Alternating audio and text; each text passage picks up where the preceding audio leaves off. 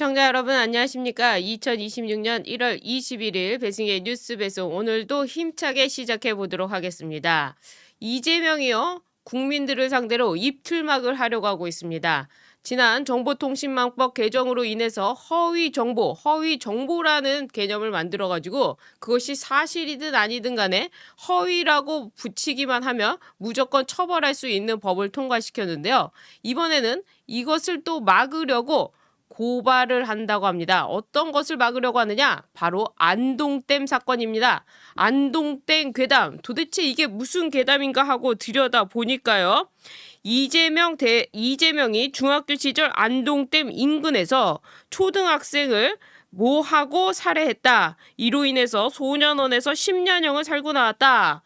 그리고 사법고시 합격 후에 권력을 이용해서 전과를 모두 지웠다.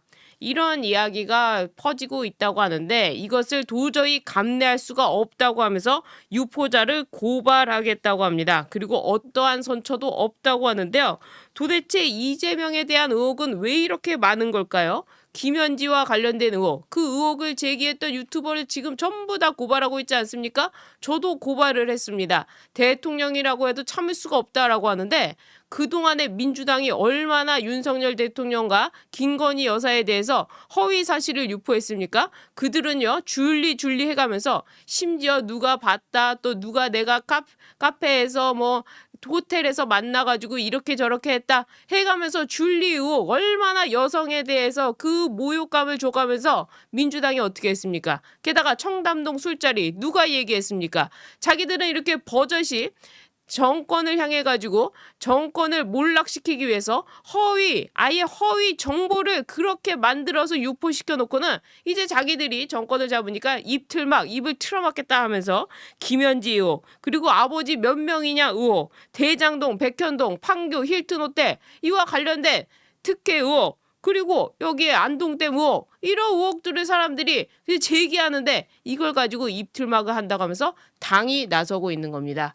왜 민주당이 이렇게 나서서 이 이재명과 관련된 의혹을 처리하는 걸까? 그런 사람을 애초에 대통령 후보로 만든 이 민주당과 이재명 이 사람들이 잘못된 건 아닐까 이런 생각을 합니다. 그래서 이재명은 국가에 도움이 안 된다는 겁니다. 이런 수많은 의혹들뿐만 아니라 전과사범 오늘 이재명이 신년 기자회견을 했는데 이 기자회견 내용을 들어보니까요. 이재명은요 검찰을 아주 악마화해가지고 생각을 하고 있더군요. 본인에 대한 모든 수사가 다 검찰이 자기를 잡으려고 하는 것이다. 심지어 검사 사칭과 관련해서도 검찰이 자신을 일부러 그 사건을 만들어 가지고 자신을 처벌한 것이다. 이렇게 생각하고 있더군요. 아니 그럼 음주운전은 어떻게 된 겁니까? 음주운전 본인이 하지 않았습니까? 한 번만 했을까요? 이 음주운전 지금 요즘에요. 많은 방송인들이 과거에 음주운전 얘기가 나오면 댓글에 뭐라고 달리는지 아세요? 아, 음주운전한 사람도 대통령 하는데 연예인이 음주운전한 게 무슨 상관이야? 다 이런 댓글이 달리고 있습니다. 그러니까 윗물이 맑아야 아랫물이 맑다 이런 얘기. 좀 요즘 현실에는 맞지는 않는 이 단계별의 문제이지만 어쨌거나 대통령이란 작자가 음주운전 하는데 일반 사람들이 무슨 문제냐? 지금 이런 식으로 사람들이 생각하게 만든다는 거. 정가 사범이 대통령 자리에 앉아 있으니까 정가 3범이 뭐가 어떠냐 방송도 하고 뭐도 할 수 있는 거지. 이런 식으로 지금 만연하게 국민들 인식이 퍼져가고 있는데 이 모든 잘못은 누구 때문입니까? 바로 이재명 때문 아닙니까? 그래서 이재명은 하루라도 빨리 내려와야 된다. 그게 바로 국민을 위한 것이고 이 우리나라 국가의 도덕과 사회 이 모든 문제를 풀 수 있는 그런 시발점이 되는 것이다. 이런 생각이 들었습니다. 오늘 전반적으로 신년 기자회견 얘기를 들어보니까요. 특별한 내용도 없었습니다. 도대체 왜 기자회견을 했는가? 새로운 게 있었는가 하고 보니까 눈 씻고 찾아봐도 새로운 거는 없었고요. 개별 현안에서조차도 기존 입장을 재확인하는 수준이 많았고 반전 카드라는 건 없었습니다. 오히려 협치 신호 부족. 장동혁 대표가 지금 7일째 단식을 해서 지금 정말 생명이 위험할 정도로 제가 말씀드리기도 너무 미안할 정도로 생명이 지금 위도 깨지고 있는데 나는 만날 생각이 없다. 장동혁 대표 만날 생각 없다. 그리고 어제는 또 뭐 했습니까? 여야 그 지도부 모여가지고 자기네들 지도부 모여가지고 밥이나 먹고 만찬하고 그 식사비 누가 내는 겁니까? 뭐 먹었습니까? 그런 부분에서 지금 협치는 전혀 물 건너가고 자기들끼리 꿍짝꿍짝 권력 노름이나 하고 있습니다. 게다가 MBC 기자는요, 더 가관이더군요. 아예 편향적인 질문을 해서 편향적인 답변을 받아냈습니다. 오늘 이재명의 생각이 어떤 것인지 좀 집중적으로 찢어 보도록 하겠습니다. 보시기 전에요, 구독 버튼 눌러주시면 정말 큰 힘이 됩니다. 저는 정말 매일 요즘에 경찰에서 전화가 오는데 저도 인간인지라 신경이 쓰입니다. 그러나 이재명과 관련된 뉴스 소개를 해드리고 여러분들께 정보 전달을 해드리는 거, 이게 저의 작은 소명이라고 생각을 하고 그 소명에 맞게 여러분들께 매일 정말 목숨을 걸고 여러분들께 전달해드리고 있습니다. 구독 버튼 눌러주시고요. 좋아요 버튼, 응원의 댓글도 많이 남겨주시길 부탁드립니다. 이재명이 또 허위사실 유포 강력하게 대응하라, 뭐 이런 얘기까지 했습니다. 뭘 얘기했느냐? 바로 노동신문과 관련된 얘기인데요. 노동신문 이번에 지난 19일이죠. 김민석이 K 국정 설명회를 했습니다. 20일이네요. 20일 K 국정 설명회를 했는데 어디서 했느냐? 전북대학교에서 했습니다. 이 전북대학교의 전북대학교 학생인 한 이사야라는 학생인데 이 자유대학의 이 소속 인원입니다. 그런데 이 학생이 겨우겨우 질문 이 기회를 받아가지고 뭐라고 했느냐? 김민석을 향해 민주당과 이재명이 북한 김정은의 눈치를 더 보는 것 아니냐. 이게 진짜 이적 행위가 아니냐. 그러니까 김민석이 벙 찐 거죠. 거기다가 노동신문 구독료 그거 국가 세비로 간다고 하는데 이거 혈세 낭비 아니냐. 이런 질문을 했습니다. 그러니까 이것을 가지고 이재명이 누가 이런 가짜 뉴스를 발표하는 건가 하면서 누가 이런 가짜 뉴스를 국비로 배포하는 거, 노동신문 국비로 배포하는 것, 그거 거짓이다라고 하면서 이재명이 나서서 노동신문 보는데 뭐 어떠냐라는 식으로 이 김민석을 또 감싸고 이거에 대해서 적극적으로 대응했습니다. 노동신문이 도대체 뭐길래 왜 이러는 걸까요? 노동신문, 북한신문이죠. 이 북한신문을 왜 우리가 봐야 됩니까? 북한신문과 관련해가지고 벌써 국회에 들어가 있고요. 그리고 이미 각 지역의 국립도서관, 국회 도서관, 국립대학 도서관 무려 20곳이나 배포가 됐는데 이제는 이 배포가 얼마나 되고 있느냐? 181개 정부 산하 기관까지 노동신문을 구독해서 돈을 내고 있습니다. 국회만 하더라도요. 구독료가 연간 190만 원입니다. 그래서 국회 도서관은요, 올해 연간 구독료를 이미 대행사를 통해 지급했다고 하는데 이 국립중앙도서관, 국회도서관, 국립대학도서관 이런 곳 말고 180개가 더 있다고 하는데 도대체 어디에 이 노동신문을 구독하는지 이걸 통일부한테 물어보니까요. 통일부가 답변 자료도 주지 않고 있습니다. 그리고 190만 원은 어떻게 산정된 것이냐? 구독료가 왜 190만 원이냐? 이 우리나라 신문 해봐야 얼마 되지도 않는데 3만 원, 5만 원인데 어떻게 노동신문이 190만 원이고 이걸 어떻게 대한민국에서 찍어내서 여기서 배포할 수가 있느냐? 그걸 통일부한테 물어보니까 아무런 답변을 해주고 있지 않습니다.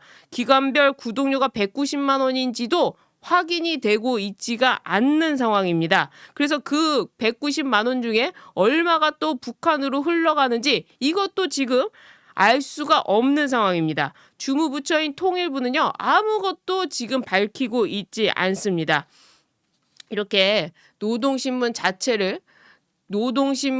구독하는 것 자체를 기밀 삼아서 쉬쉬하고 있는데 무슨 가짜뉴스 타령을 하는 것인지, 그러니까 국비로 실제로 노동신문에 내고 있는데 이게 가짜뉴스라고 하는 거, 이거야말로 이재명부터 먼저 입틀막 해야 되는 그런 상황 아닐까요? 이재명부터 허위사실을 유포하는 거 아닐까요? 노동신문이 구독하고 있는 180여 개 정부기관이 어딘지 밝히고 연간 190여만 원 상당의 구독료가 어떻게 전달되고 사용되는지 이것부터 국민한테 소상히 밝혀야 국민들이 이런 의구심을 안 갖게 되는 거 아닙니까? 그럼에도 불구하고 이재명은 노동신문에 노자만 나와도 벌벌 떨면서 이러고 있습니다. 게다가 통일부는요 또 어떻게 하고 있느냐? 통일부는 이 노동신문과 조선중앙통신을 온라인으로 무한대로 접근할 수 있게, 그러니까 온라인으로 많은 사람이 볼 수 있게 이걸 또 통제를 푼다고 합니다. 국민들이 전부 국가보안법 위반하도록 만들고 있는 거예요. 게다가 이 탈북민들이요 가장 싫어하는 말이 바로 자신들을 이 북향민이라고 부르는 겁니다. 북향민. 북한에 고향을 둔 사람으로 이 북한을 향한 이 뭐 마음 뭐 이런 거죠. 이런 말을 가장 싫어하는데 통일부는요 탈북민 대신에 북향민이라고 사용하겠다. 지금 이렇게 탈북민이 반대하는데도 이렇게 나오고 있는 겁니다. 게다가 한술 더 떠서요. 이재명은 또 뭐라고 하고 있느냐? 이재명은 9.19 군사 합의를 복원하겠다. 이거는요. 이미 윤석열 정부 때 9.19 군사 합의 북한이 계속해서 침범을 했기 때문에 이것은 의미가 없다 해서 이 군사 합의를 안 하겠다고 했고 북한도 이거 안 하겠다 해가지고 서로 간에 9.19 군사 합의는 없어진 문서가 된 겁니다. 그런데 다시 우리나라에 이 훈련을 하지 않는 그런 조건이죠. 사실상 9.19 군사합의라는 건 김정은과 이 문재인이 만나가지고 우리가 침범하지도 않고 훈련도 안 할 거고 북한 마음대로 하세요 라고 했던 그런 굴욕적인, 그래서 군인이라면 이것은 절대로 수용할 수가 없는 그런 합의인데 그 합의를 해 와가지고는 떡하니 우리는 이 군사 접경지대에 아무것도 못했던 거 아닙니까? 그런데도 북한은 마음대로 훈련을 했죠. 자, 이런 합의가 무슨 우리한테 안보적으로 도움이 됩니까? 자, 그럼에도 불구하고 이것을 다시 9.19 군사합의를 이재명이 복원하겠다고 합니다.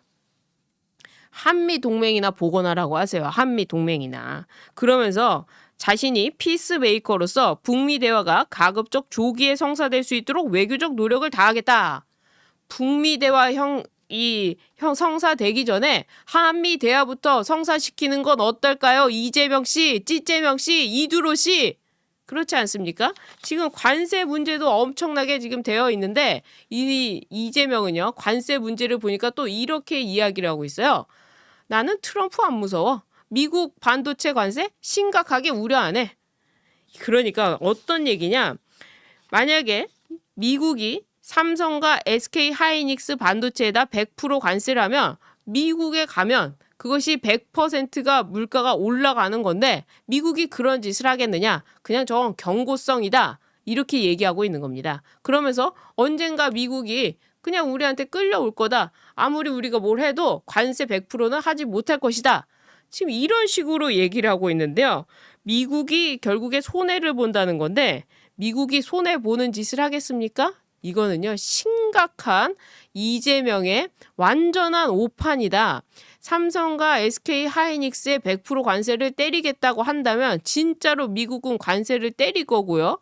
그렇게 되면 이 시장 점유율에 있어서 가격 경쟁에서 대만에 밀리게 됩니다. 자, 대만에 밀리게 되면 대만 걸 쓰지 삼성 걸 쓰겠습니까? 물론 뭐 용도가 다르고 해서 우리나라 걸 쓰려고 한다 하더라도 그래도 그런 반도체를 다른 나라에서 먼저 선점해서 쓸 수가 있다는 겁니다. 그러니까 삼성과 SK가 물건 값을 내려서 자신들의 이 손해를 보면서 물건을 팔아야 되는 그런 상황이 되는 건데 지금 이것을 이 관세 심각하게 우려하지 않는다. 대만과 대한민국의 시장 점유율이 80~90%인데 100%로 관세를 올리면 미국 반도체 물가가 100% 오르는 결과가 되지 않겠느냐. 이런 앞뒤 안 맞는 해석을 하고 있는 겁니다. 대만 거만 팔리지 우리나라 게 어떻게 팔립니까?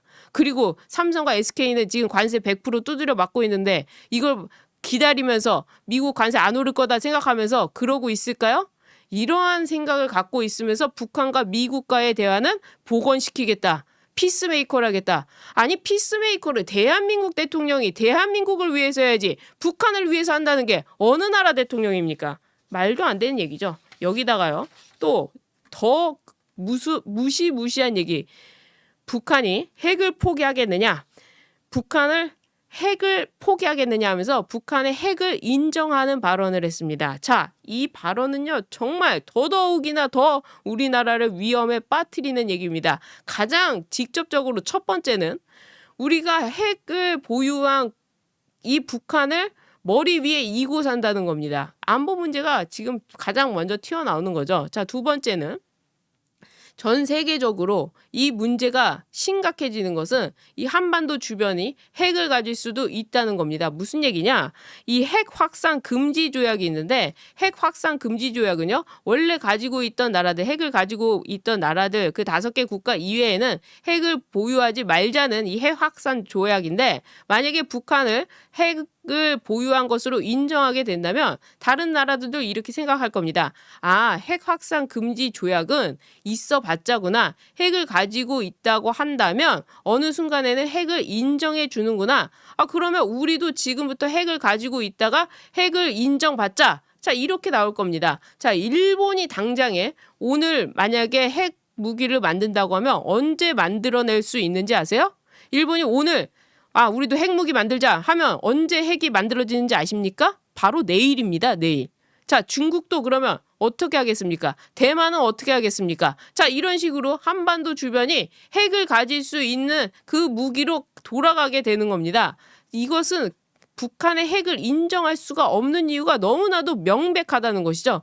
그런데도 불구하고 이재명이라는 사람은 북한이 핵을 포기하겠느냐? 사실상 핵무기를 가지고 있다고 인정해 버렸습니다. 이것은 핵 확산 금지 조약에 반하고 또 유엔 안보 체제, 유엔 안보리 결의를 다 무너뜨리는 얘기라는 겁니다. 그러니까 이 얘기는요.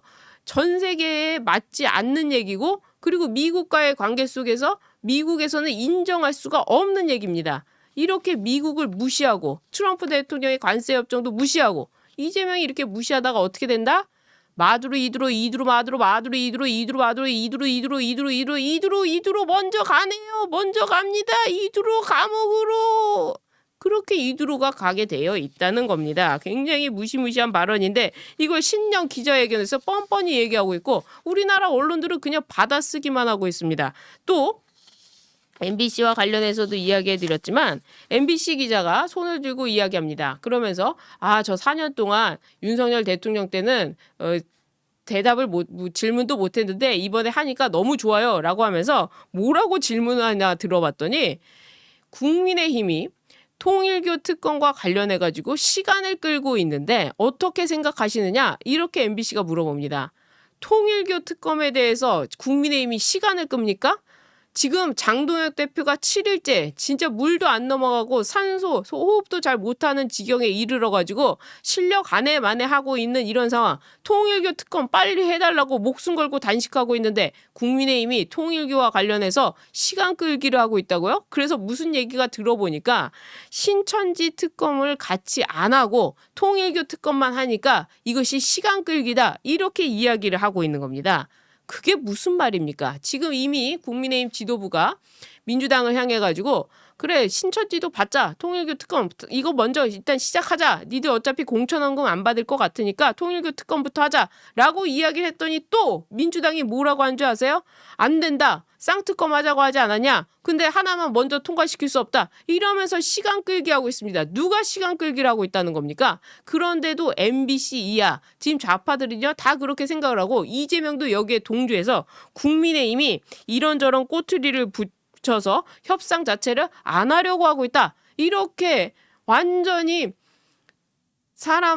뭐라고 할까요? 상대한테 탓을 돌리는 이런 얘기를 하고 있습니다. 그러면서 이재명이 장동혁 대표와 만나지 않겠다. 지금 장동혁 대표 만나야죠. 정무수석 나와야죠. 민주당 누구라도 나와야죠. 민주당 이재명이 단식할 때 어떻게 했습니까? 진짜 단식하면 이렇게 되지가 않는다는 겁니다. 자, 이런 상황 속에서 배현진은 또 뭐라고 했죠? 굶어 죽어서 얻을 게 없다. 이런 얘기나 했는데 장동혁 대표에 대해서 이준석이 조기 귀국해가지고 장동혁 대표를 만나서 뭐라고 했느냐?